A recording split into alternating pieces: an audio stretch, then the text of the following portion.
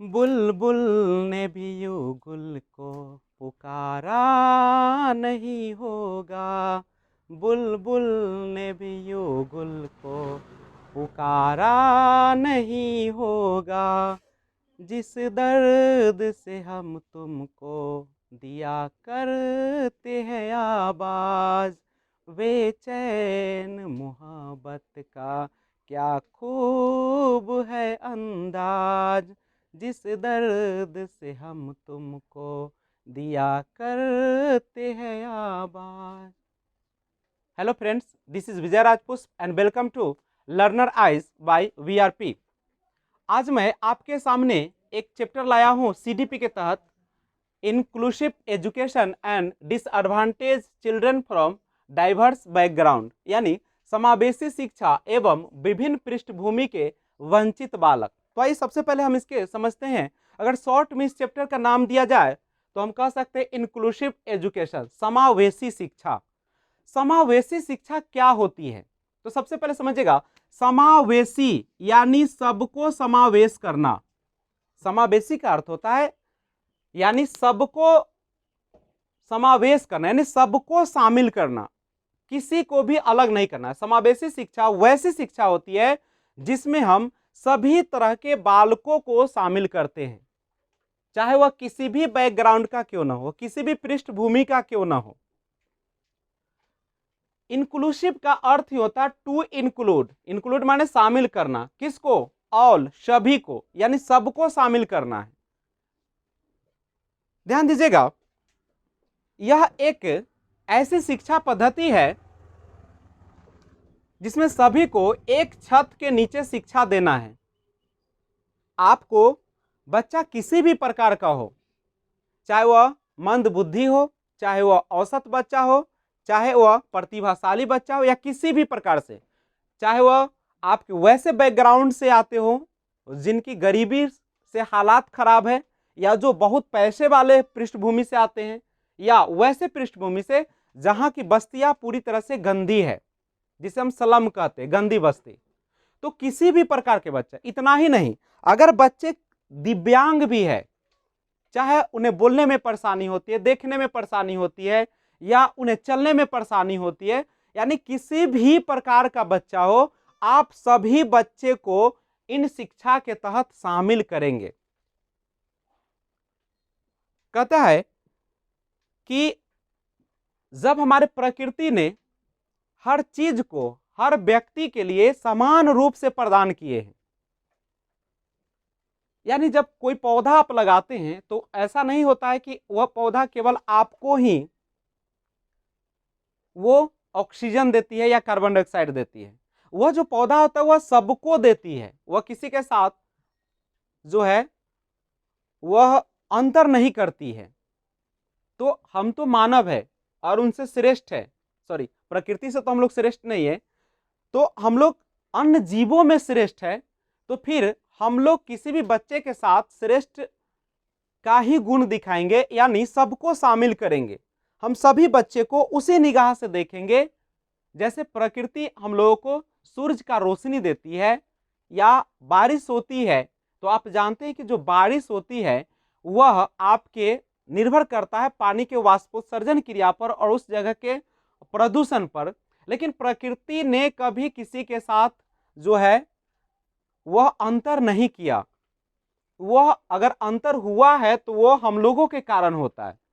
तो जब प्रकृति, गॉड जो है, हम लोगों के ऊपर किसी भी प्रकार का अंतर नहीं करता है, तो हम लोग किसी के साथ अंतर करने वाले होते कौन है? तो हमें ध्यान रखना है कि जब हम बच्चे को शिक्षा देने की बात आती है तो हम सारे बच्चे को शामिल करेंगे, चाहे वह दिव्यांग ही क्यों ना हो, चाहे मंद बुद्धि का ही क्यों ना हो। यानी शिक्षा की एक ऐसी व्यवस्था जिसको सबको एक साथ बैठाकर और उसे शिक्षा देना, चाहे वह बच्चा सामान्य हो। सामान्य बच्चा वैसे होते हैं जिसका जो जिनका बुद्धि लब्धि जो होता है, आईक्यू जो होता है 90 से 110 के बीच होता है। विशिष्ट बालक जिसका आईक्यू बुद्धि लब्धि 140 से ज्यादा होते हैं, यानी स्पेशल को हम वैसे बच्चे को कहेंगे जिसे नीड होती है, कुछ जरूरत होती है। अगर मान लीजिए कि बच्चा बहुत ज़्यादा विशिष्ट है तो उसे भी तो हमें ज़रूरत होती है एक अच्छे व्यवस्था की। और बॉर्डर लाइन सीमांत जो होते हैं, जो 70 प्लस वाले होते हैं, जिसको हम सिखा सकते हैं, लेकिन वैसा बच्चा जो 70 से नीचे होते हैं, अगर बच्चा उस श्रेणी में आ जाते हैं जिसका बुद्धि लब्धि 70 से नीचे हो जाए, तो फिर हम उसके लिए एक अलग से व्यवस्था करते हैं। लेकिन जनरली हम बच्चों में अंतर नहीं करते हैं, हम सभी को एक साथ बैठाते। क्यों ऐसा करते? चूंकि उस बच्चे को समाज में ही रहना है, और जब समाज में बच्चा रहेगा और मान लीजिए दिव्यांग है या मंद बुद्धि का है, किसी भी प्रकार का है, जब उसे उसी बच्चों के साथ, वहां तो हर तरह के लोग होते हैं, और उनके साथ रहना है, तो फिर हम लोग इसमें क्यों अंतर करें? और इतना ही नहीं, जब हम बच्चे को इंक्लूसिव एजुकेशन में अगर रखते हैं तो वहां एक चीज और आपको ध्यान रखना होता है कि दिखने में या बोलने में किसी भी प्रकार से बच्चा चाहे दिखने में चाहे बोलने में बुरा हो, चाहे कमजोर हो, चाहे सही से उच्चारण नहीं कर पाता हो, आवाज उसका जो है सही से निकल नहीं पाता है, सुन नहीं पाता है, देख नहीं पाता है, किसी भी प्रकार का दिव्यांग हो, तो भी हम उसे एक साथ रखेंगे ताकि बच्चे अपने जो उनके पास क्वालिटी है, उनके पास जो गुण है, वह निखार सके और उसको वैसा माहौल मिल सके ताकि वो आगे चल के समाज में अपने आप को एडजस्ट कर सके, समायोजन कर सके। तो ध्यान रखिएगा कि समावेशी शिक्षा में हम किसी भी प्रकार के अंतर को देखेंगे नहीं और सबको एक साथ शामिल करेंगे। लेकिन एक बात देखिएगा, सबसे पहले हमारे यहाँ जो शिक्षा की व्यवस्था आई थी वह इंटीग्रेटेड एजुकेशन की बात की गई थी। इंटीग्रेटेड का मतलब होता है एकीकृत शिक्षा, जिसमें सभी बच्चे को एक साथ स्कूल में तो बुला लिया गया, लेकिन जब बच्चे स्कूल में आए तो वहां पे सुविधा नहीं दी गई। कहने के लिए तो कह दिया है कि सभी बच्चों को एक साथ शिक्षा दी जाए, लेकिन उनके लिए अलग से व्यवस्था नहीं की गई। दिव्यांग बच्चे थे, चलने में दिक्कत था, तो वहां सीढ़ी का इस प्रकार से निर्माण किया गया था कि बच्चे को चढ़ने में परेशानी होती थी।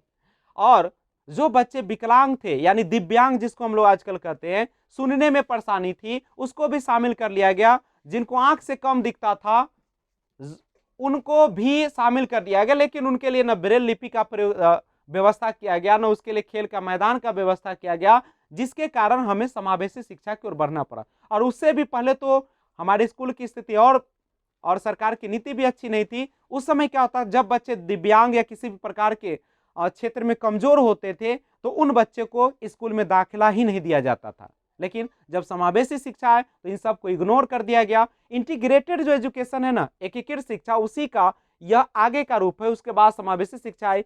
दोनों में क्या था कि एकीकृत जो शिक्षा था उसमें बच्चे को तो बुला लिया गया, लेकिन उसके सुविधा नहीं दी गई उनकी जरूरत के अनुसार। लेकिन समावेशी शिक्षा में उनकी जरूरतों का भी ख्याल रखा गया।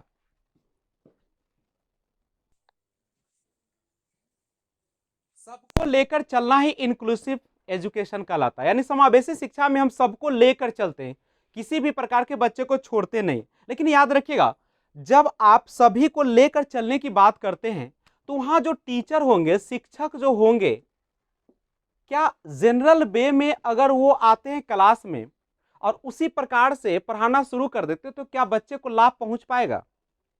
तो बिल्कुल नहीं पहुंचेगा। तो टीचर को क्या होना पड़ेगा, थोड़ा सा एडवांस क्वालिटी लेकर आना पड़ेगा, यानी थोड़ा सा उच्च क्वालिटी, यानी उनको इस तरीके से बच्चों को पढ़ाना है, उनके अपने तकनीक में इस प्रकार से बदलाव करना है कि बच्चे को जरूरत के अनुसार सबको मिल जाए। ऐसा ना हो कि जो बच्चे मंद बुद्धि का है उनको इस तरीके से पढ़ा दीजिए कि उनको समझ से बाहर हो जाए, और इतना भी आप नीचे मत पढ़ा दीजिए कि जो हमारे प्रतिभाशाली बालक है, गिफ्टेड चाइल्ड है, वह बोरिंग महसूस करने लगे। तो आपको इस तरीके से अपने तकनीक को, शिक्षण विधि को अपनाना है और इस तरीके से आपको प्लानिंग करके आना है कि हर प्रकार के बच्चे की जरूरत पूरी तरह से पूरी हो जाए। तभी आप एक जो इंक्लूसिव एजुकेशन है, समावेशी शिक्षा है, उसको आप पूर्ति कर पाएंगे। और दूसरी बात याद रखिएगा, एक शिक्षक को सेंसिटिव होना पड़ेगा, संवेदनशील होना पड़ेगा। उसको बच्चे की बातों को सुनना पड़ेगा, बच्चों की कमियों को वो कमी नहीं निकालेंगे बल्कि उसको दूर करने का वो उपाय करेंगे। क्योंकि इंक्लूसिव एजुकेशन में हर तरह के बच्चे हैं, आपको ये ध्यान रखना है, आप किसी एक को लेकर नहीं चल सकते हैं। और जब तक ऐसा नहीं करेंगे तब तक बच्चे में संतुष्टि भी नहीं होगा और बोरिंग फील करेंगे तो फिर क्लास का जो माहौल होगा वो खराब हो जाएगा। तो शिक्षक का यह कर्तव्य बनता है कि वो ज्यादा से ज्यादा अध्ययन करे और बच्चे को समझे कि बच्चे किस प्रकार के हैं और उनको क्या जरूरत है।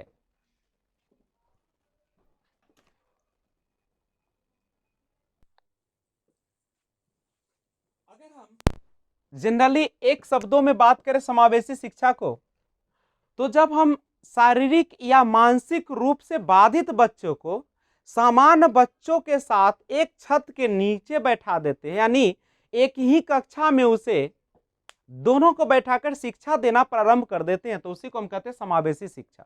लेकिन एकीकृत शिक्षा, इंटीग्रेटेड एजुकेशन जो होता है, उसमें भी तो हम वही करते हैं कि जब हम शारीरिक और मानसिक रूप से बाधित बच्चों को एक साथ एक ही छत के नीचे बैठाकर एक ही वही शिक्षक के द्वारा जब हम उसे ज्ञान देते हैं तो कहते हैं कि एकीकृत है। तो अंतर कहां आ रहा है? तो हुआ क्या कि शुरू देखिए, शुरुआत जब हुई थी शिक्षा का तो उस समय तो वैसे बच्चों को ही दाखिला लिया जाता था जो कि सामान्य बच्चे हुआ करते थे, और जो उससे नीचे होते थे या जिनकी आर्थिक स्थिति अच्छी नहीं होती थी, बहुत सारा चीज जो कि नीचे जाति के लोग हुआ करते थे, तो उन सब लोगों को हाशिए पर रख दिया गया। मतलब उन लोगों को स्कूलों में आना मना था, उनका एडमिशन नहीं लिया जाता था, लोग उसको गलत निगाहों से देखते थे, नीची निगाह से देखते थे। तो हुआ क्या कि हमारी सरकार ने एक कदम उठाया, एकीकृत शिक्षा, इंटीग्रेटेड एजुकेशन। अब यहां पे आने के बाद ऊंच नीच, गरीबी, जाति, धर्म सबको इग्नोर कर दिया गया और सबको एक ही क्लासरूम में बैठाकर, यानी एक ही छत के नीचे बैठाकर सामान्य बच्चों के साथ शिक्षा देना तो प्रारंभ कर दिया गया। लेकिन वहां जब बच्चे गए स्कूल में तो वहां उनके जरूरत के मुताबिक सुविधाएं प्रदान नहीं की गई। तो आप ही बताइए, जब आपने बुला तो लिया सबको लेकिन उनके जरूरत के अनुसार आप शिक्षा प्रदान नहीं करेंगे तो क्या बच्चे का विकास हो पाएगा? नहीं हो पाएगा। मान लीजिए कि कोई बच्चा विकलांग है, पैर से विकलांग है, सॉरी दिव्यांग कहिएगा, विकलांग मत बोलिएगा। तो जब बच्चे दिव्यांग है, चाहे वो शारीरिक रूप से हो, मानसिक रूप से हो या किसी भी प्रकार से हो, तो जब बच्चा अपने व्हील चेयर पे बैठ के आता है और आप स्कूल में आप सीढ़ी इस प्रकार से बनवाए हो कि बच्चे उस पर जा नहीं सकता है अपना व्हील चेयर लेके, तो क्या बच्चे को शिक्षा लेने में बहुत सारे दिक्कतों का सामना नहीं करना पड़ेगा? जब वो अंदर प्रवेश ही नहीं कर पाएगा तो फिर कैसे शिक्षा लेगा? जब वो स्कूल के अंदर क्लास में भी पहुंच जाता है और उसके मुताबिक बेंच, डेस्क या जो भी बैठने की व्यवस्थाएं हैं अगर उसको नहीं की गई तो फिर दिक्कत है।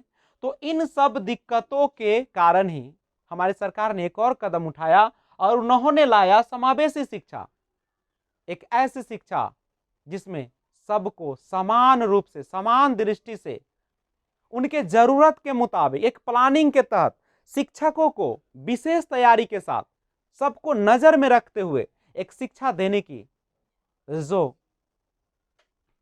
कानून बनाया गया जिसमें बच्चे को फायदा हुआ। क्योंकि हमारी सरकार जानती है कि वह जो बच्चे हैं वही बच्चे हमारे समाज में रहेंगे और उनको रहना तो है समान बच्चों के साथ, क्योंकि समाज में ऐसा तो नहीं है कि अगर कोई दिव्यांग है तो उसको गांव से निकलवा दीजिएगा आप। तो इसीलिए यह शिक्षा सफल हुई और उनके मुताबिक आजकल तो आप जानते हैं कि एक व्यवस्था भी सरकार ने की, बाला का नाम आपने सुना होगा, BALA, जिसका फुल फॉर्म होता है बिल्डिंग एज लर्निंग एड। मतलब आपका जो इमारत है, आपकी जो स्कूल है, वह बच्चों के अनुसार बनाया जाएगा, न कि शिक्षक के अनुसार। क्योंकि शिक्षा बालकों के लिए, बालक शिक्षा के लिए नहीं है। आप ऐसा नहीं करेंगे कि स्कूल को चमका देंगे या बच्चा को लतिया देंगे, ऐसा काम नहीं करना है। वहां पे बच्चे ही सब कुछ है। अगर बच्चे का ही विकास नहीं हो रहा है तो फिर ये संसाधन, ये स्कूल या सारा चीज बेकार है। तो वहां पे सरकार ने समावेशी शिक्षा में इमारत, स्कूल पर के जो दीवार थे, बनावट था, उस पर भी ध्यान दिया, और बाला यानी इमारत उसी के अनुसार बनाई गई जिस मुताबिक बच्चे की जरूरत थी, उसी के अनुसार बेंच डेस्क लगाए गए। वहां रैंप की व्यवस्था की गई सीढ़ी के जगह पे, ताकि कोई भी बच्चा आसानी से अपने व्हील चेयर को भी लेके चला जाए क्लासरूम में। तो ये दोनों है, जहां तक देखा जाए समावेशी शिक्षा में शिक्षकों को थोड़ा ज्यादा मेहनत करनी पड़ती है, क्योंकि उनको सबका ख्याल रखना भी पड़ता है। तो इंक्लूसिव एजुकेशन, समावेशी शिक्षा, और इंटीग्रेटेड एजुकेशन, एकीकृत शिक्षा। सबसे पहले जो आई थी शिक्षा व्यवस्था वो एकीकृत था, और बाद में उसी में सुधार करके लाया गया इंक्लूसिव एजुकेशन यानी समावेशी शिक्षा। अब देखते हैं दोनों में क्या अंतरें पाई जाती है। समावेशी शिक्षा जो होती है इसमें जितने भी बालक होते हैं ऑल उनके नीड के अनुसार, जरूरत के अनुसार हम लोग प्लानिंग करते, योजना बनाते हैं। यानी जब सभी तरह के बच्चे शामिल हो गए हैं समावेशी शिक्षा के तहत, तो सभी के जरूरत के अनुसार योजना बनाएंगे, सभी को ऑल शामिल कर लेंगे, और उनकी जो जरूरत है, नीड है, उसके अनुसार योजना बनानी पड़ती है। लेकिन एकीकृत शिक्षा में क्या था कि सभी को शामिल तो कर लिया गया, एडमिशन तो सबको दे दी गई, लेकिन सुविधा का अभाव था, यानी उनकी सुविधा का ख्याल नहीं रखा गया। यानी सभी को एक ही डंडे से हाँक दिया गया। वहां पे यह नहीं देखा गया कि कौन सा बच्चा किस स्तर का है, और वे जो शिक्षा व्यवस्था थी उसमें बहुत सारे चीजों की कमी रह गई। समावेशी शिक्षा, शिक्षा बच्चों के लिए है, यह पूरी तरह से ख्याल रखा। यानी system is for children, child is not for system. यानी बच्चों के लिए शिक्षा है, शिक्षा के लिए बच्चे नहीं है। बच्चा है तभी शिक्षा है, तभी इमारत है, तभी शिक्षक है। और बच्चे का ही अगर ख्याल नहीं रखा गया तो फिर वो हमारे सारे मेहनत बेकार है। तो समावेशी शिक्षा में यह ध्यान रखा गया कि शिक्षा बच्चों के लिए है, एजुकेशन इज फॉर चिल्ड्रेन। लेकिन इसमें शिक्षा बच्चों के लिए यह तो ध्यान रखा, यानी इसमें शिक्षा बच्चों के लिए ध्यान तो रखा गया, लेकिन उसके सुविधा जो थी वह प्रदान नहीं की गई, केवल यह किताबी बन के रहा। समावेशी शिक्षा में स्कूल का निर्माण बच्चे की जरूरत के अनुसार था। मान लीजिए बच्चे दिव्यांग है, किसी प्रकार से लाचार है, तो उनके लिए बिल्डिंग का जो तैयार किया गया वो बाला यानी बिल्डिंग एज लर्निंग एड, यानी उसका जो इमारत बनाई गई वह बच्चे के अनुसार बनाई गई। वहां पे रैंप की व्यवस्था की गई ताकि कोई भी बच्चा आसानी से जा सके। बेंच डेस्क की व्यवस्था या बैठने की व्यवस्था इस तरीके से की गई कि जो भी दिव्यांग बालक होंगे वह कहीं भी आसानी से बैठ जाएंगे। वहां पे बेंच डेस्क को फिक्स नहीं किया गया। और एकीकृत शिक्षा में शिक्षा व्यवस्था को संशोधित किए बिना एक नियमित स्कूल में दिव्यांग बच्चों का प्रवेश ले लिया गया, लेकिन इसमें शिक्षा व्यवस्था में संशोधन नहीं किया गया। इमारत की बनावट का विशेष ख्याल बच्चों के अनुसार नहीं किया गया, जनरल सामान्य बच्चों की तरह ही इमारत का भी निर्माण कर दिया गया। लेकिन हम लोगों को एक चीज याद रखनी है कि जब भी आप स्कूल में जाते हैं तो ध्यान रखना है वहां के जो भी व्यवस्थापक, टीचर या जो कुछ भी है कि सिस्टम जो बना हुआ है वह बच्चों के लिए बना हुआ है, बच्चा कभी सिस्टम के लिए नहीं बना है। और उनमें कमी निकालने के बजाय उन पर ध्यान दिया जाए तो बेहतर है। और समावेशी शिक्षा में इन सारे बातों पर बिल्कुल ध्यान रखा गया। स्टार्ट है। एम्स ऑफ इंक्लूसिव एजुकेशन, समावेशी शिक्षा का उद्देश्य। तो देखिएगा, समावेशी शिक्षा का उद्देश्य, देखिए हम लगातार 20 मिनट से आपके सामने केवल समावेशी शिक्षा का जिक्र कर रहे हैं। तो क्यों इतना कर रहे हैं? क्योंकि आप इस चैप्टर को जब जाते हैं टैकल करने, अटेम्प्ट लेंगे जब एग्जाम सीटेट में, तो 5 नंबर का क्वेश्चन आपसे पूछे जाएंगे, और वो जो 5 नंबर आपको आएंगे वह केवल समावेशी शिक्षा का कंसेप्ट जब तक अच्छे नहीं होंगे तब तक नहीं आएंगे। तो अब हम लोग देखते हैं क्यों, क्या मजबूरी आ गई, क्या जरूरत पड़ गई, या किन उद्देश्यों के कारण हमारी गवर्नमेंट ने समावेशी शिक्षा को लागू किया। तो उसका पहला जो उद्देश्य था, सभी को समाज से जोड़ना, यानी हमारे समाज में जितने भी प्रकार के बच्चे, चाहे मानसिक, शारीरिक या दिव्यांग कोई भी हो, उन सभी को समाज से जोड़ना था। लेकिन समाज से कब जुटेगा? क्योंकि किसी भी चीज की जो बीज होती है वह शुरुआत में ही दे दी जाती है। अगर आपका शुरुआत ही अच्छा नहीं होगा तो फिर आगे उसके अच्छे होने की संभावना कम जाती है। तो जब बच्चे स्कूल में जाए तो उन्हें हर तरह की जो जरूरतें हैं, हर तरह के जो बच्चे उनसे मुलाकात होंगे, क्योंकि समाज में रहना है, तो सभी को समाज से जोड़ने के लिए शिक्षा व्यवस्था लगाई गई। दूसरा, असमर्थ बच्चों की समस्या का समाधान करना। वैसे बच्चे जिनको परेशानी है, लिखने में परेशानी है, पढ़ने में परेशानी है, देखने में परेशानी है, तो उनका जो समस्या था उनका निवारण किया जाए। सभी को शिक्षित करके देश की मुख्य धारा से जोड़ना, क्योंकि एक एक नागरिक से ही हमारे देश का निर्माण होता है। एक एक बच्चे की सफलता ही देश की सफलता है। तो जब हम सभी बच्चों को शिक्षित करेंगे तो देश की मुख्य धारा से खुद जुड़ जाएंगे। चौथा पॉइंट था लोकतांत्रिक मूल्यों को बढ़ावा देना। लोकतांत्रिक मूल्य वह मूल्य होता है जिसमें हम क्लास में बच्चे की विचारों को एक महत्व देते हैं। कोई भी चीज को लागू करने से पहले बच्चों की राय लेना जरूरी होता है। आप जब शिक्षक है और जब बच्चे के सामने जाते हैं तो उनके राय को महत्व दिया जाए, उनसे इस प्रकार से बिहेव किया जाए कि बच्चे अपने आप को खास समझे। और इन सब चीजों को ध्यान में रखकर ही समावेशी शिक्षा का शुरुआत किया गया। बच्चों को आत्मनिर्भर बनाना। बच्चे जब शिक्षित हो जाएंगे, बच्चे सब शामिल हो जाएंगे, वह किसी प्रकार का बच्चा हो, किसी प्रकार से वो पिछड़ा हो, तो बच्चे जब आत्मनिर्भर बन जाएंगे तो ऑफकोर्स है कि देश निर्माण में सहयोग करेंगे। तो समावेशी शिक्षा का भी उद्देश्य था जागरूकता की भावना का विकास करना, कि तुम्हारे पास कुछ है, तुम्हारे पास क्वालिटी है, गुण है, तुम भी यह काम कर सकते हो।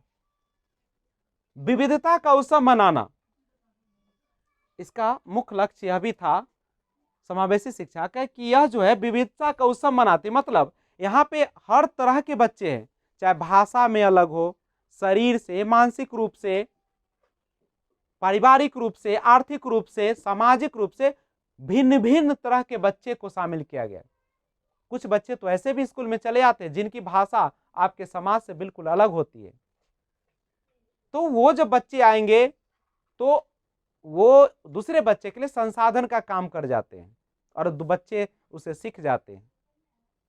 अलग अलग परिवार से आते हैं तो उनको रहन सहन, खान पान सब अलग होते हैं, तो वह भी बच्चे सीखते हैं। तो इन सब चीजों को ध्यान में रख के समावेशी शिक्षा का प्रारंभ किया गया।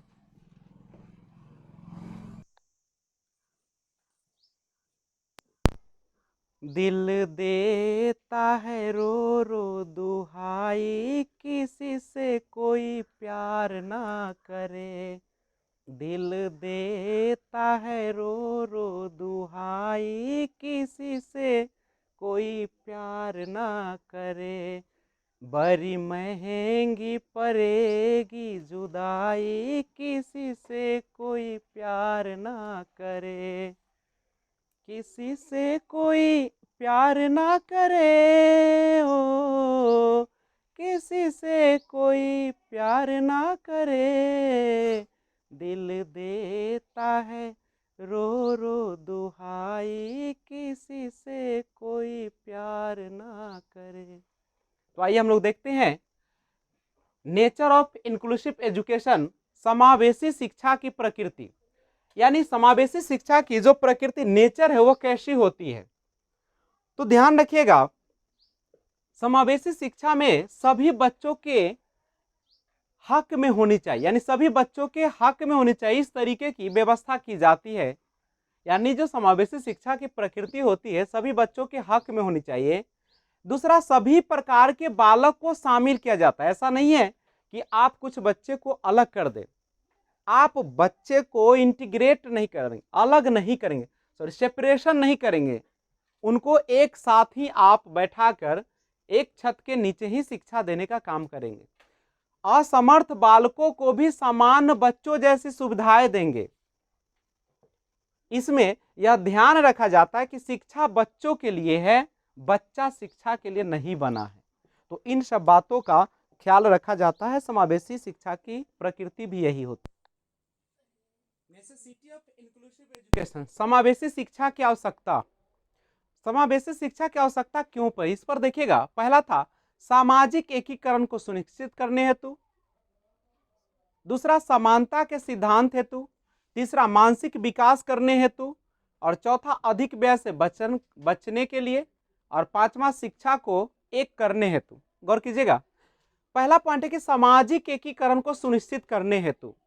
समावेशी शिक्षा के माध्यम से हम, चूंकि इसमें सभी बच्चे को शामिल कर लेते हैं, तो हमारा जो समाज होता है वह भी एक तरीके से इकट्ठा हो जाते हैं, और एकीकरण के कारण सामाजिक गुणों का अन्य बालकों के साथ ग्रहण करते हैं और उनमें सामाजिक गुणों के साथ समायोजन करने की क्षमता भी बढ़ जाती है। दूसरा देखिएगा, समानता के सिद्धांत हेतु समावेशी शिक्षा के अनुसार हम सभी बच्चों को समान समझकर शिक्षा के बारे में सोचते हैं, और समावेशी शिक्षा के द्वारा ही समानता के उद्देश्य की प्राप्ति संभव है। मानसिक विकास करने हेतु, इसमें क्या होता है कि सामाजिक स्तर पर जो बच्चे होते हैं भिन्न किस्म के होते हैं, कोई असमर्थ होते हैं मानसिक तौर पर, शारीरिक तौर पर, और कुछ बच्चे जो होते हैं समान बच्चे होते हैं, कुछ प्रतिभाशाली होते हैं। तो जब सभी बच्चे एक साथ बैठते तो उनका मानसिक विकास करने में भी सहायता पहुंचती है। क्योंकि सभी एक साथ रहते हैं, सभी एक दूसरे से बातचीत करते हैं, सभी एक दूसरे के गुण अवगुण से परिचित होते हैं, तो उससे बच्चे में मानसिक विकास की भी क्षमता डेवलप हो जाती है। अधिक व्यय से बचने के लिए, अगर मान लीजिए कि असमर्थ बच्चों के लिए आप अलग स्कूल की व्यवस्था करते और समान बच्चों के लिए अलग व्यवस्था करते, तो फिर आप सोच लीजिए आपको स्कूल का यानी बिल्डिंग का भी निर्माण करना पड़ता अलग अलग, उनके लिए शौचालय, उनके लिए वॉशरूम, यानी बहुत सारे चीज है, उनके लिए टीचर, उनके लिए व्हाइट या ब्लैक बोर्ड, सब अलग अलग करना पड़ता है, जिससे कितना ज्यादा खर्चा होता। तो समावेशी शिक्षा के होने से अधिक व्यय से भी बच जाते हैं। और शिक्षा को एक करने हेतु, ये क्या था, तो शिक्षा को एक करने हेतु था कि जब बच्चे जो हैं आपके समावेशी शिक्षा के द्वारा ही एक हो सकते हैं, क्योंकि सभी जो होते हैं उसमें वह शामिल रहते हैं, और सबको जो होता है उसमें समान अवसर भी मिल जाते हैं। क्योंकि समावेशी शिक्षा है तो सभी बच्चे एक साथ ही पढ़ेंगे, एक साथ रहेंगे, तो सभी बच्चे को शिक्षा एक करने हेतु, चाहे आप किसी भी प्रकार से बच्चे को शामिल कर लीजिए समावेशी शिक्षा में, लेकिन सभी जो है एक साथ जब पढ़ेंगे तो वो शिक्षा को एक कर देंगे। उसमें हीन भावना या जो ऊंच नीच, गरीबी अमीरी, या जो मानसिक जो बातें होगी, मानसिक क्षमता की बात होगी, सब जो है एक हो जाता है इसमें। तो यही जो था समावेशी शिक्षा की जरूरत को बढ़ावा देने में अहम भूमिका रोल अदा किया। तो इन सब चीजों को के कारण ही समावेशी शिक्षा की आवश्यकता पड़ी, ताकि हम किसी भी प्रकार से अपने राष्ट्र के एक सदस्य के रूप में जुड़ सके। डिसएडवांटेज चिल्ड्रन, वंचित बालक। वंचित बालक माने क्या होता है, जो अपने समाज से अलग थलग पड़ जाते हैं वही वंचित बालक होते हैं। कहता है कि जब किसी बच्चे को समान सुख सुविधाएं नहीं मिलती है तो उसे हम वंचित बालक कह सकते हैं। तो याद रखिएगा, दुनिया में कोई ऐसे बालक नहीं है जिसको सभी समान सुख सुविधाएं मिल जाती है। तो सारे बच्चे जो है वंचित बालक में ही शामिल हो जाते हैं। अब वंचित बालकों के प्रकार अगर देखा जाए, टाइप्स ऑफ डिसएडवांटेज चिल्ड्रन, तो वो होते हैं अनुसूचित जाति के बालक, दूसरा होता है आर्थिक दृष्टि से वंचित बालक, तीसरा होता है सामाजिक दृष्टि से वंचित बालक, और चौथा होता है अधिगम अयोग्यता वाले बच्चे। आइए एक एक पर डिस्कशन करते हैं। अनुसूचित जाति के बालक, हम सभी को अच्छी तरीके से पता है कि समाज में पुरानी कुरीतियों की वजह से छुआछूत पाया जाता है, और छुआछूत के कारण अनुसूचित जाति के लोग आज भी सामाजिक गतिशीलता से वंचित रहते हैं। सामाजिक गतिशीलता से वंचित रहने का क्या मतलब है? यानी समाज के जो बहुत सारे क्रियाकलाप है, समाज के जो रीति रिवाज है, जो धार्मिक परंपराएं हैं, उनसे उनको काट दी जाती है, अलग कर दी जाती है। हम लोग आज भी मंदिरों में या कई ऐसे स्थान होते हैं, उसमें नीचे तबके के लोगों को प्रवेश करने से मना कर देते हैं। यहां तक कि जब हम अनुसूचित जाति के लोग होते हैं तो उनके घर पे हम लोग खाना भी नहीं खाते हैं, पानी भी नहीं पीते हैं। तो ये सारा जो कुरीतियां हैं, जिसके कारण आज भी अनुसूचित जाति के बालक जो है कहीं ना कहीं समाज की गतिशीलता से वंचित रह जाते। दूसरा है आर्थिक दृष्टि से वंचित बालक। कुछ बच्चे आर्थिक दृष्टि से भी वंचित पाए जाते। आर्थिक असमानता के कारण ऐसे बालकों को गरीबी का सामना करना पड़ता है, और ऐसे बच्चों को शिक्षण सुविधाएं अच्छी तरह से नहीं मिल पाती। स्पष्ट है कि जब बच्चे गरीबी में जिएंगे तो उन्हें न तो किताबें सही से मिल पाएगी, न उनको किसी शिक्षण संस्थान में पढ़ने के लिए पैसे होंगे। मैं तो आपके लिए बिल्कुल मुफ्त चला रहा हूँ यूट्यूब पे, 1 रुपया भी नहीं लेता हूँ। तो मैं आप लोगों से आग्रह करता हूँ कि आप लोग जितना हो सके इसे शेयर, सब्सक्राइब और बेल आइकन जरूर प्रेस कर दें, ताकि मैं भी आपके लिए इसी तरह निःशुल्क वीडियो बनाता रहूं और आपको कोई भी असुविधा न हो। मैं आपके लिए हर क्वालिटी, हर प्रकार की मेहनत जो सीटेट के लिए जरूरी है, खासकर सीडीपी और अन्य विषयों के लिए लगातार बनाते रहूंगा। आप बस एक ही काम करें, ज़्यादा से ज़्यादा शेयर और सब्सक्राइब करें। तो मैं बात कर रहा था कि जो बालक होते हैं अगर आर्थिक दृष्टि से वंचित हो जाएंगे, अगर वह गरीबी माहौल में जिएंगे, तो वो क्या हो जाते हैं, उनके न तो शिक्षण कार्य सही ढंग से हो पाएगा और न ही उनका जो अनडेवलपमेंट था, विकास होना चाहिए था, वो भी नहीं हो पाएगा और वंचित रह जाएंगे। तीसरा, सामाजिक दृष्टि से वंचित बालक। जो बच्चे गरीबी या परिवार की खराब स्थिति के कारण वंचित रह जाते हैं, वे सामाजिक रूप से वंचित बालक कहलाते हैं। ये बच्चे समाज, जाति, धर्म के आधार पर पिछड़े होते हैं और ये बच्चे संवेगात्मक रूप से अस्थिर होते हैं। और चौथा है अधिगम अयोग्यता वाले बच्चे। अधिगम अयोग्यता वाले बच्चे वे बच्चे होते हैं जो अधिगम संबंधी गंभीर अयोग्यताओं से पीड़ित होते हैं, उन्हें अधिगम अयोग्य बच्चे कहते हैं, और जिससे उनके शैक्षिक कार्य प्रदर्शन पर भी बहुत बड़ा असर पड़ता है। Characteristics of children with learning disability. अधिगम अयोग्यता वाले बच्चों की विशेषताएं। देखिए, अधिगम अयोग्यता वाले जो बच्चे होते हैं उनको भाषा और गणित में कठिनाई होती है। मतलब जो हमारे भाषा के जो 4 प्रारूप होते हैं, जिसे हम शॉर्ट में सुबोपली कहते हैं, इंग्लिश में LSRW, यानी सुनना, बोलना, पढ़ना और लिखना, और गणित में भी उसे कठिनाइयों का सामना करना पड़ता है।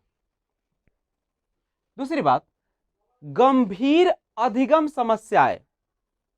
ऐसे जो बच्चे होते हैं जो अधिगम अयोग्यता वाले होते हैं, उनको गंभीर अधिगम समस्याएं भी होती है। मतलब वो जो चीजें सीख लेते हैं वह कुछ समय के बाद उसे याद ही नहीं रहता, यानी सीखा हुआ याद न रह पाना। बुद्धि, इस तरीके के जो बच्चे होते हैं अधिगम अयोग्यता वाले, उनमें बुद्धि भी सामान्य होती है, कम होती है।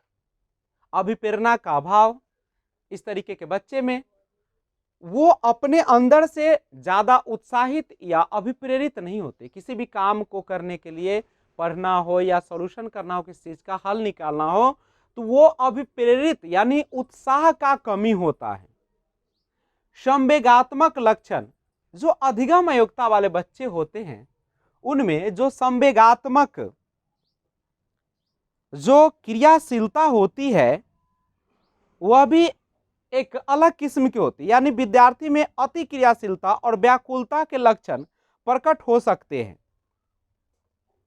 अति क्रियाशीलता का मतलब क्या? कोई भी काम को बड़ी तेजी से करना चाहता है और अंदर उसमें व्याकुलता बनी रहती है, वो अंदर से काफी ज्यादा व्याकुल होता है किसी चीज को पाने के लिए, और कभी कभी वो मनचला भी बन जाता है, जिसे हम सिरफिरा भी कहते हैं। तो अधिगम अयोग्यता वाले बच्चे की ये सारी विशेषताएं हैं, और हमें जब समावेशी शिक्षा की बात करेंगे तो उसमें इन चीजों का ख्याल रख के ही बच्चों को पढ़ाना चाहिए। समावेशी शिक्षा में हर प्रकार का बच्चा शामिल होता है। ईच टाइप ऑफ या एवरी टाइप ऑफ या all kinds of children is included in inclusive education.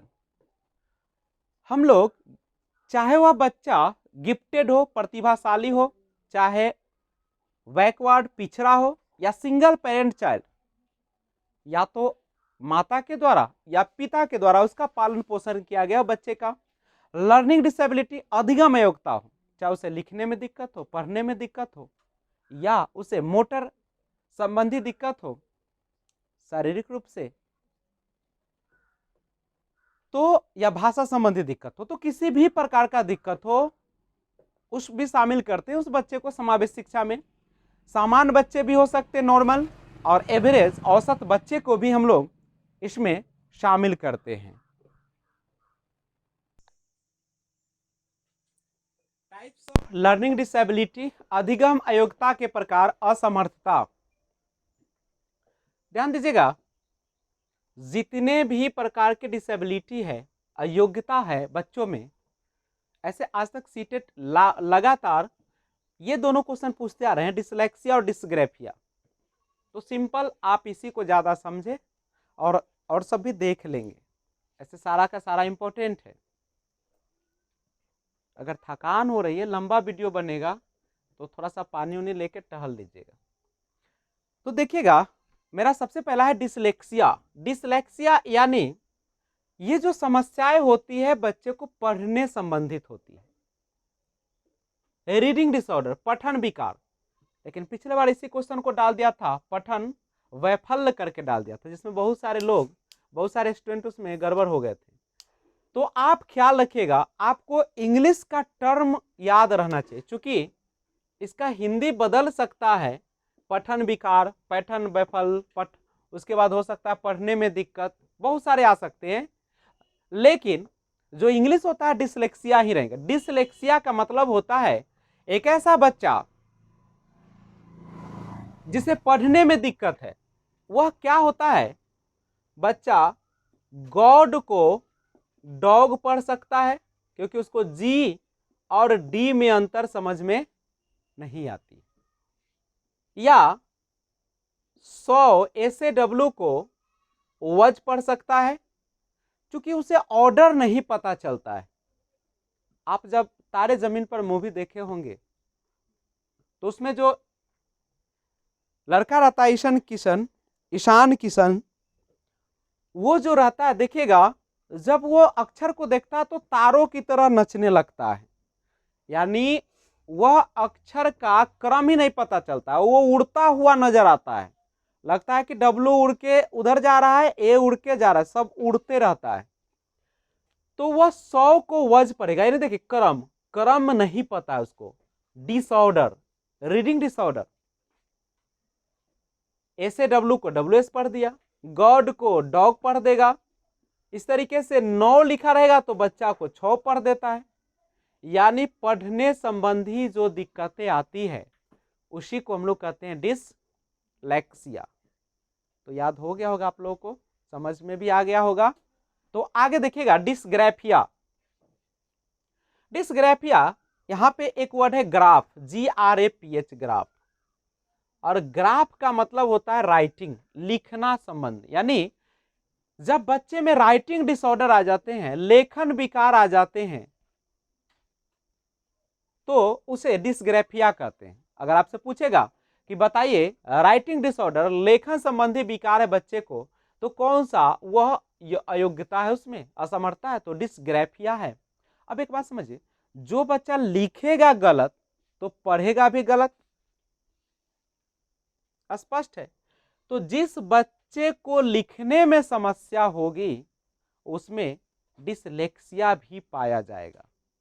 लेकिन कभी कभी क्वेश्चन में थोड़ा सा चतुराई कर देता है और क्या लिख देगा, आपको क्या कर देता है कि वहां पे अगर इस प्रकार दे कि अगर किसी बच्चे को पढ़ने और लिखने दोनों में दिक्कतें आ रही है, और अगर डिस्ग्राफिया ऑप्शन में न दे, तो वहां पे आप डिसलेक्सिया ही मारेंगे सही। डिसकैलकुलिया क्या होता है? कैलकुलिया यानी कैलकुलेशन, टू कैलकुलेट, गणना संबंधी विकार जो है, बच्चे हल करने में, गणना करने में समस्या का समाधान, समस्या महसूस करते हैं, या गणित और गणना संबंधी जब विकार होते हैं तो उसी को हम कहते हैं डिसकैलकुलिया। डिस्थीमिया क्या होता है? तनाव विकार है, मतलब बच्चे जो होता है स्ट्रेस के कारण अपने आप को वो एक प्रेशर में रहते हैं, तनाव महसूस करते हैं, जिसे हम तनाव विकार कहते हैं। डिस्फेजिया क्या होता है? तो जब बच्चे में भाषा दोष आ जाए तो उसे हम डिस्फेजिया कहते हैं। डिस्प्रैक्सिया, शारीरिक दोष हो, मोटर स्पीच डिसऑर्डर, यानी बच्चे के शारीरिक बनावट में गड़बड़ी के कारण जब उसमें दोष आ जाते हैं तो उसे हम डिस्प्रैक्सिया कहते हैं। लेकिन यहीं पे अगर पूछ दे, अप्रैक्सिया पूछ दे, तो ध्यान रखिएगा, अप्रैक्सिया जो होती है वह बोलने संबंधी विकार होता है। जब बच्चे को बोलने में जनरली दिक्कत हो ना, तो अप्रैक्सिया मारिएगा। और जब शारीरिक दोष के कारण उसका स्पीच में गड़बड़ी आ जाए तो उसे हम लोग कहते हैं डिस्प्रैक्सिया। काफी बार पूछा है, तो आप बताइए, जब बच्चे का शारीरिक दोष होगा तो बच्चा लिखने में भी क्या करेगा? दिक्कत महसूस करेगा। अगर आपको क्वेश्चन है कि एक बच्चा लिखने में दिक्कत होती है, महसूस करता है लिखने में दिक्कतें, तो वो क्या होगा? तो डिस्प्रैक्सिया होगा। यानी लेखन संबंधी विकार डिसग्राफिया तो होते ही है, लेकिन जब शारीरिक दोष रहेगा तो डिस्प्रैक्सिया के अंतर्गत भी शामिल हो जाएंगे। ऑडिटेक्सिया क्या है? तो श्रवण में दोष। श्रवण माने क्या होता है?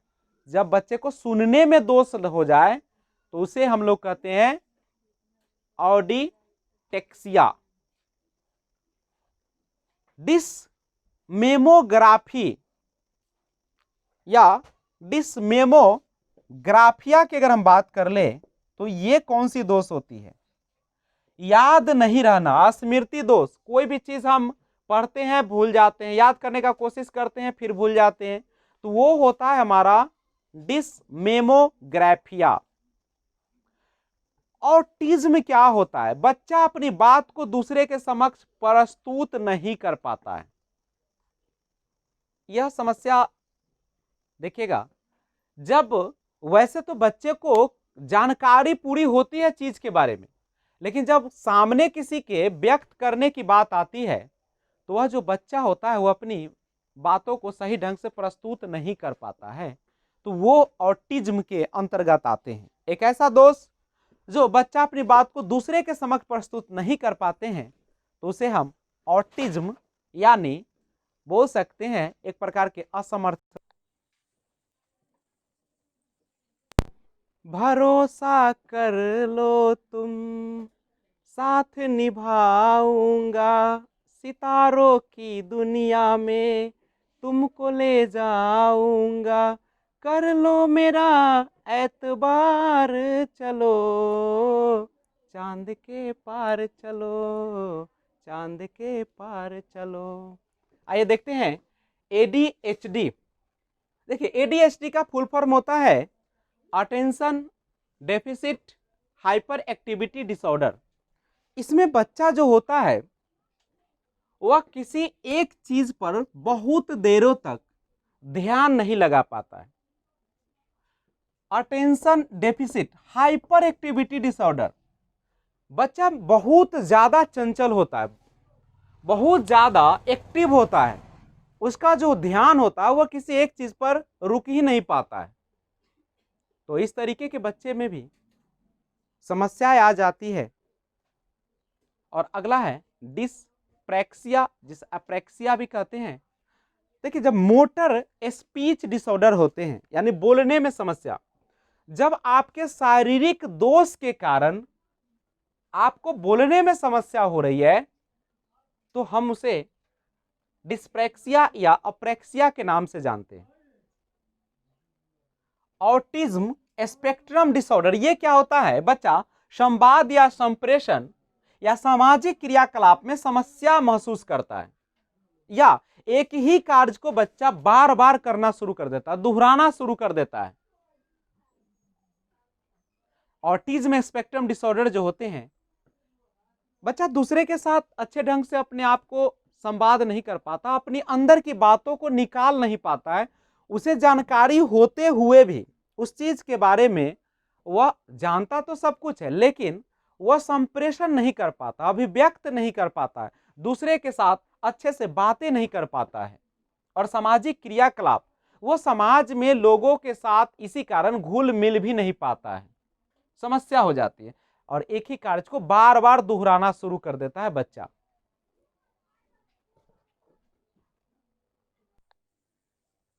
पीडब्ल्यूडी एक्ट 1995, पीडब्ल्यू का फुल फॉर्म होता है पर्सन विथ डिसेबिलिटी। दिव्यांग व्यक्ति अधिनियम 1995, यानी दिव्यांग जो व्यक्ति है उसमें 7 प्रकार की नियोक्ताएं शामिल की गई 1995 में। पहला था अंधापन, ब्लाइंडनेस, दूसरा अल्पदृष्टि, लो विजन, तीसरा श्रवण बाधित, हियरिंग इंपेयरमेंट, चौथा गामक बाधक, लोको मोटर डिसेबिलिटी, निवारण योग कुष्ठ रोग, लेप्रोसी, क्योर्ड पर्सन, और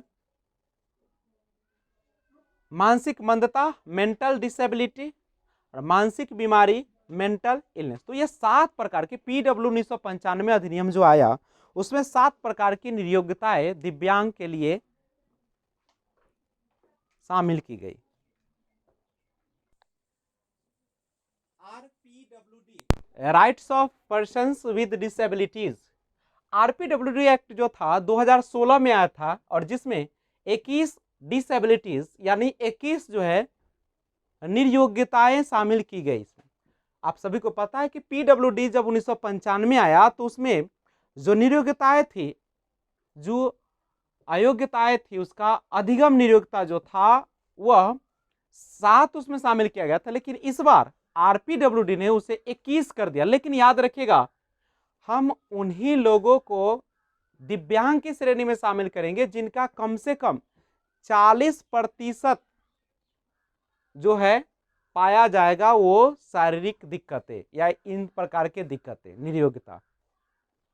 तो सबसे पहला देखिएगा ब्लाइंडनेस, दूसरा लो विजन, तीसरा लेप्रोसी क्योर्ड पर्सन, चौथा हियरिंग इंपेयरमेंट, और पांचवा लोकोमोटर डिसेबिलिटी, छठा ड्वार्फिज्म, सातवां इंटेलेक्चुअल डिसेबिलिटी, और आठवां मेंटल इलनेस, और नौवां था ऑटिज्म स्पेक्ट्रम डिसऑर्डर, और 10वां जो था वह था cerebral palsy, 11 number muscular dystrophy, और 12 था chronic neurological conditions, 13 number specific learning disability, 14 multiple sclerosis, 15 speech and language disability, और 16 में था थैलेसीमिया, और 17 में था हीमोफीलिया, 18 सिकल सेल डिजीज, 19 में multiple disabilities including deep blindness, 20 में था एसिड अटैक विक्टिम, और 21 नंबर जो निर्योग्यताएं थी वो पार्किंसंस डिजीज था। तो ये 21 डिसेबिलिटीज आरपीडब्ल्यू एक्ट 2016 के द्वारा शामिल की गई। और याद रखिएगा, कम से कम 40% डिसेबिलिटीज होंगी तभी आप शामिल करेंगे इनमें।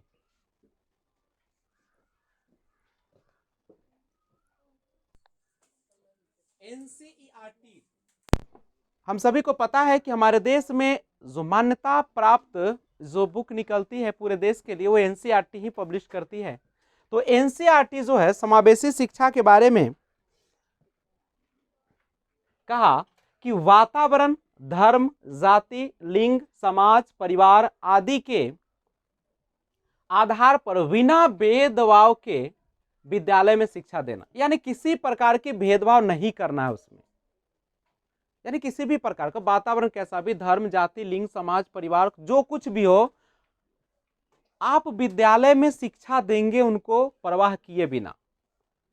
एजुकेशन फॉर ऑल का मतलब होता है शिक्षा सभी के लिए, यानी शिक्षा सभी के लिए क्या मतलब क्या है कि किसी भी तरह का बालक होगा सभी को शामिल करना है।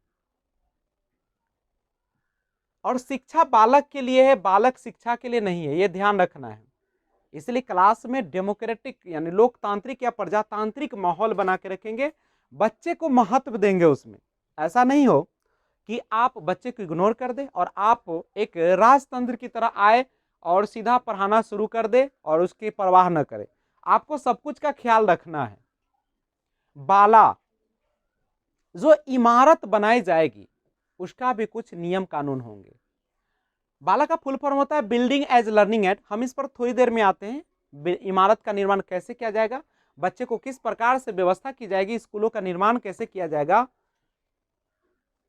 अब देखते हैं कि 40:1 यानी समान बच्चे के लिए एक शिक्षक पर 40 बच्चा होना चाहिए, यानी 40 बच्चे पर केवल एक शिक्षक की बहाली होगी।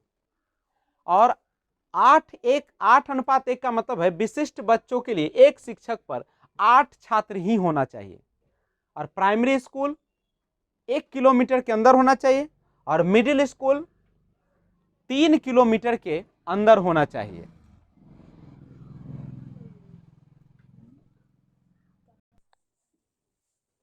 समावेशी शिक्षा में जो होता है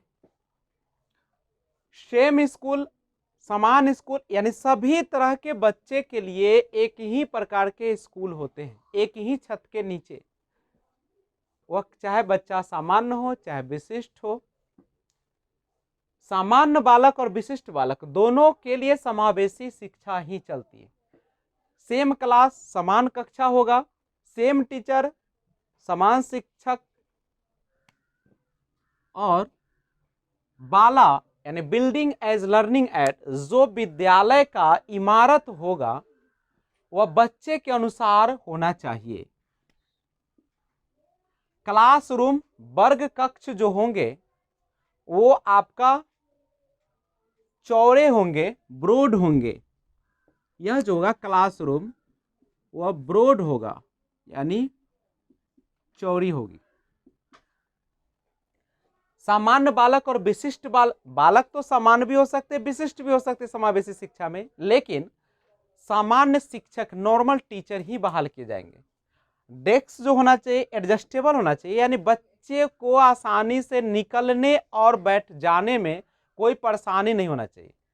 और जो बेंच डेस्क लगा होगा उसके बीच में कुछ जगह छोड़ी जाएगी ताकि बच्चे आसानी से निकल सके और जा सके।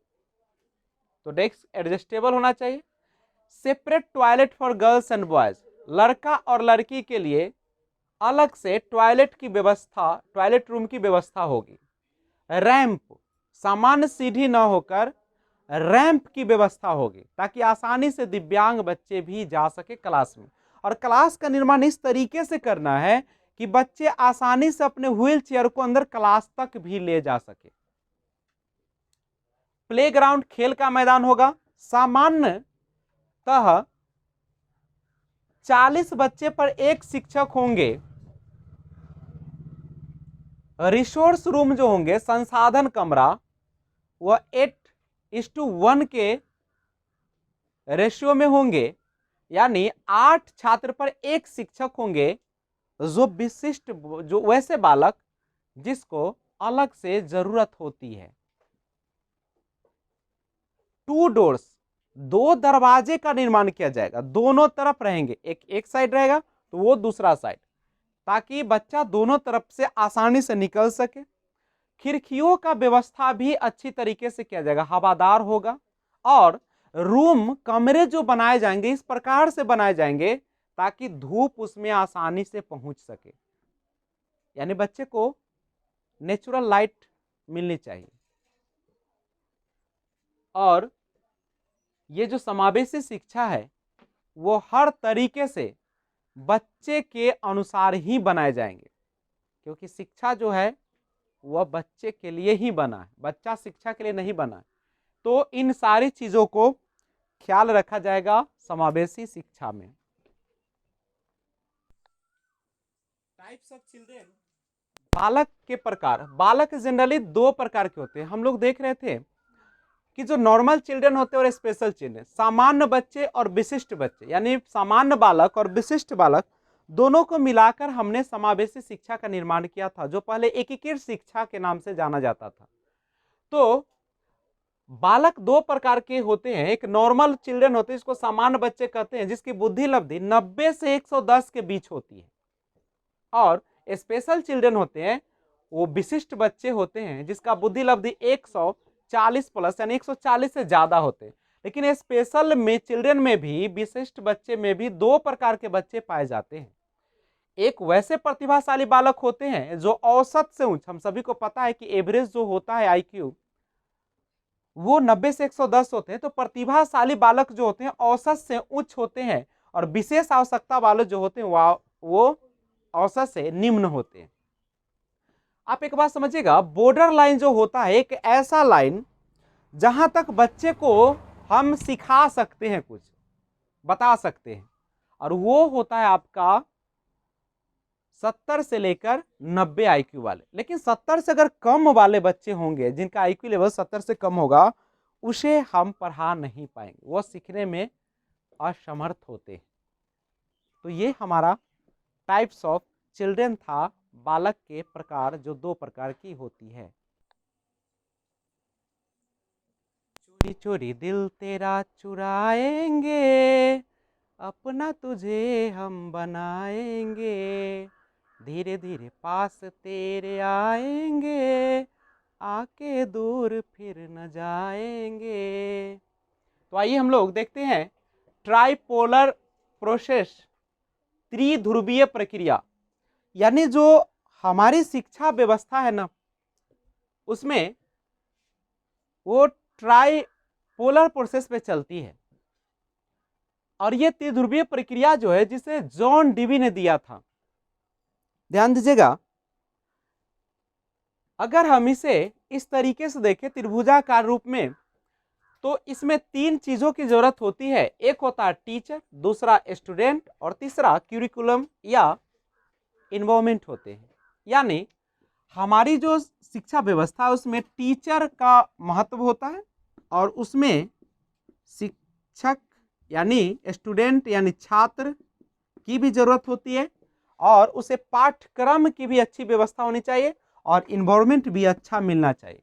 अगर यानी शिक्षण प्रक्रिया के लिए तीन चीजों का होना बहुत ही ज्यादा जरूरी है: शिक्षक, छात्र और वातावरण, पाठ्यक्रम। तभी हमारी शिक्षण अधिगम प्रक्रिया अच्छे ढंग से चल पाएगी। तो अगर आपको यह वीडियो सबसे अच्छी लगी होगी तो इस चैनल को सब्सक्राइब जरूर कीजिएगा, और जितना ज्यादा हो सके उतना ज्यादा शेयर कीजिएगा, और बेल आइकन जरूर प्रेस कर दीजिएगा ऑल पर जाकर, ताकि जब भी मैं वीडियो अपलोड करूं तो सबसे पहले नोटिफिकेशन आप तक पहुंचे। तो मैं आशा करता हूं कि आप लाइक, शेयर, कमेंट, सब्सक्राइब और बेल आइकन जरूर दबाएंगे। मैं आपके सफलता की कामना करता हूं। आपका भविष्य उज्जवल हो। Keep watching, take care. आप अपना और अपने परिवार का ख्याल रखिए। स्टे होम, स्टे सेफ, घर पे रहे, सुरक्षित रहे। Thanks for watching. जय हिंद, जय भारत।